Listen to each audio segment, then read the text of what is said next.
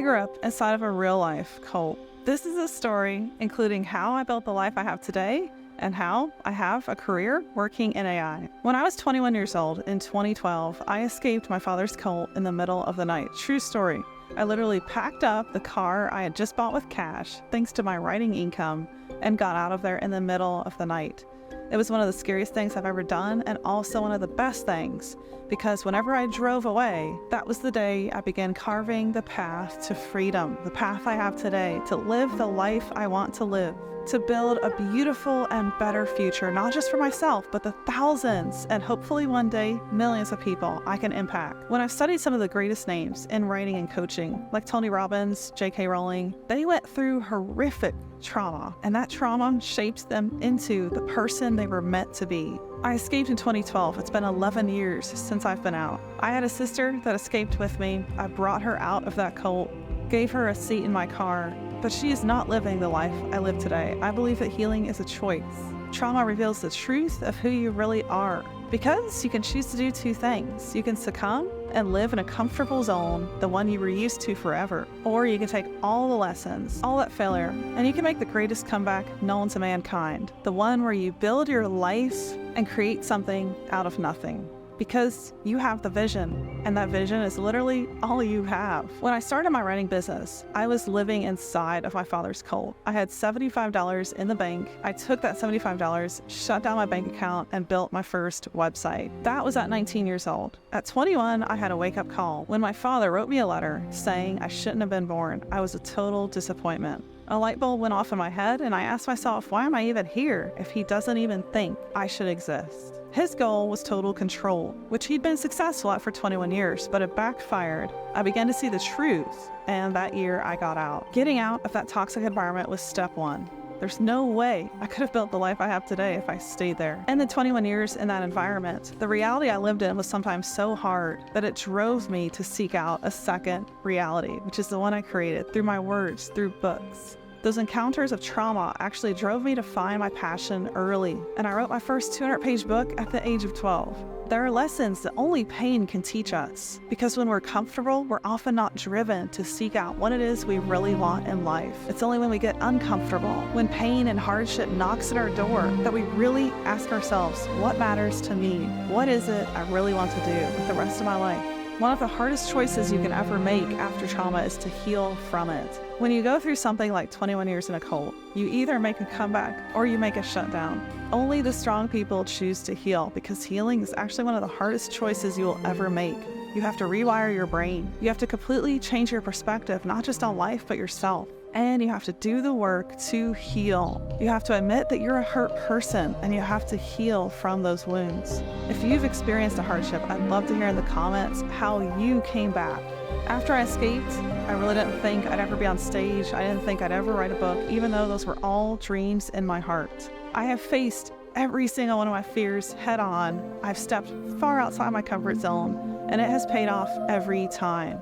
The truth is, trauma doesn't break us, and it doesn't stop our chances of success. In fact, I think we can find out who we are through that pain and turn it into our greatest weapon for success, the ability to face fear. Resistance and failure are the instruments of growth. You can't have that multi-million-dollar business without going through either resistance or failure. If you're in the middle of hardship, maybe you're facing a job loss, a career change, a pivot, the question you should be asking yourself right now is, how hard are you willing to fight for the life that you have pictured, for the future you've always wanted? Because it'll come down to that. Those that don't give up and stay the path are the people that see the results. And what I went through for 21 years has made me a very resilient person.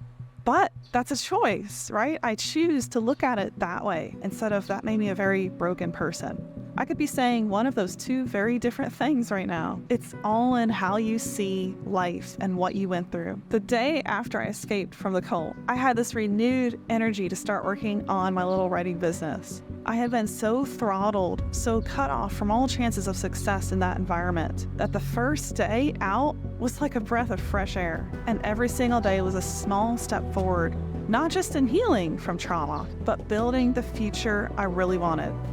One of the most critical things I have seen in the last 11 years of my journey to where I am today. In 2021, I sold my writing agency for over $1 million, had an almost $3 million year. Have written 8 books, some of which have reached over 500,000 people in a single weekend. One of the most critical things in my journey was setting a vision. I did that from the very beginning. I still have the journals that I wrote in when I was 21 years old, escaping my father's cult.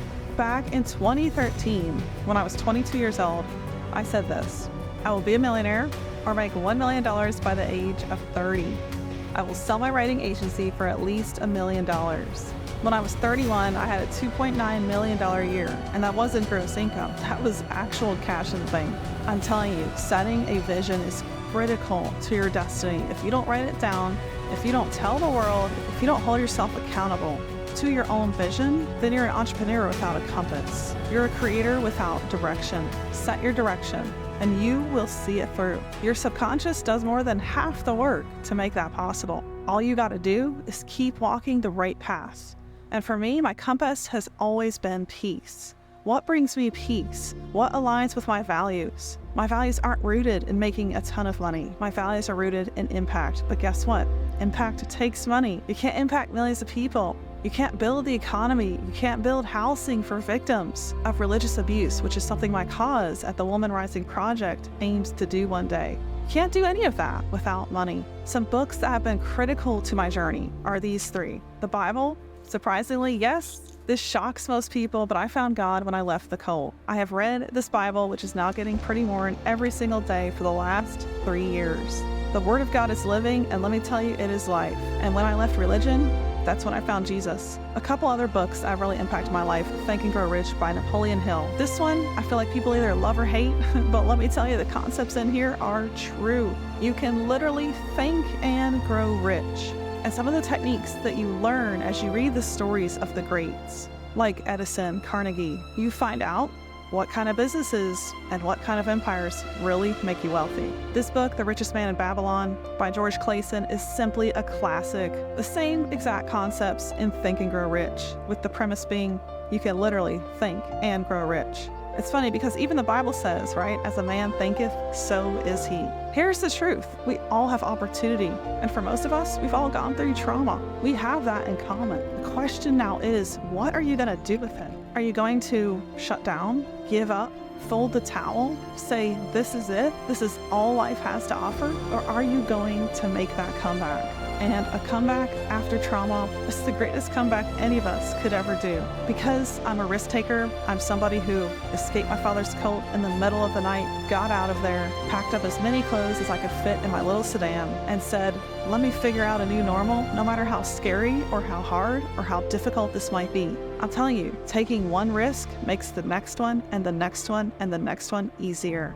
And that's why I sold my writing agency in 2021 at the height of its income, when it was making $40,000 in 1 week. And it was a literal cash cow. And I had people telling me, why are you selling this? And then the next year, 2022, I consulted, I taught people, I coached, and I learned what GPT was about to do. I can tell you, even though I was scared in the middle of all of my decisions, terrified, I have never regretted them. Escaping that cult allowed me to build the life I can now live. Testing my limitations allowed me to give my first keynote, and selling that writing agency allowed me to pivot. And in January of this year, 2023, find the AI company being built that will completely replace the job of the long-form SEO writer. And that AI writer, I believe, is content at scale. In those 2 years of transition, right after selling my agency, coaching, consulting, and learning what AI was about to do, I was journaling. And you know what I wrote in my journal?